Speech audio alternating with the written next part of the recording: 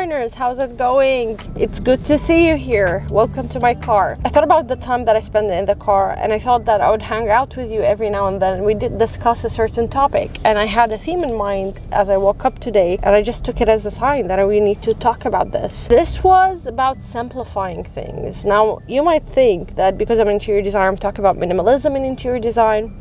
Not at all. I don't think I can ever be a minimalist, but I can design minimalistic spaces. That's not the topic. The topic is about simplifying the process of interior design. To me, my process in interior design is pretty standard. I've already streamlined it. I know exactly how to go about it, 1, 2, 3.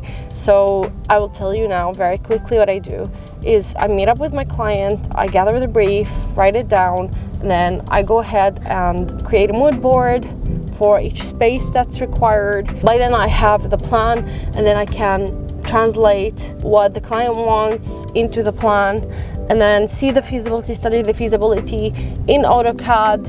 Hold on, going to a roundabout. From AutoCAD, I take it to SketchUp. From SketchUp, I take it into Lumion. And while I'm doing that, I have a furniture list that's getting created on Pinterest, on Excel sheet, things like that. So I make it easier for myself if I'm going to shop, or make it easier for the client if they're going to shop for their stuff. That is my process. It sounds simpler than it really is, but it's like really, really complicated. The other day I was flipping through Instagram. I follow this girl. Her name is Malak. I will put her credentials on the screen. Malak Gallery.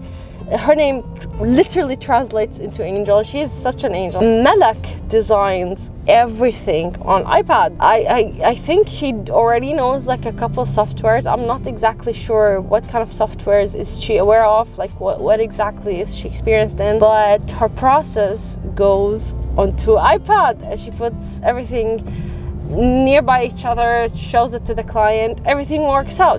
So that got me thinking. My husband has been a great advocate for softwares. He's the reason why I learned Lumion and why I learned the softwares that I know right now. He does that. I told him about her and told him that she does that, and he was like, if it works for her, then why not? It's nice to simplify. And got me thinking, it's true. Like, can you imagine the first person who thought about making a space functional and beautiful, like what an interior designer does potentially? Just trying to live in an aesthetic and functional way. The science of interior design came after people studied the best ways to get a space to become functional and aesthetic. And I really want to do a bunch of videos dedicated to the history of interior design.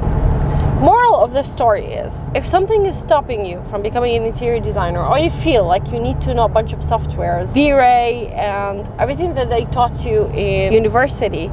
Now, I'm not saying that it's not important. I personally feel that I need to show like the real feel of the space on 3D to my client to feel satisfied. But if something works with you and you can translate the ideas that you have in your head into anything, because if you do remember, in the beginning, they don't teach you how to use softwares. They give you a T-square, they give you a bunch of tools, mechanical pens, and they tell you to go wild and explore how to create a layout and how to create a space and how to convey. It's honestly not about the softwares. It's not about the exact method. It's nice to know what other people are doing, because then it makes you question your own ways, which is a good thing. It's not a bad thing to either simplify life for yourself or just make your process more efficient.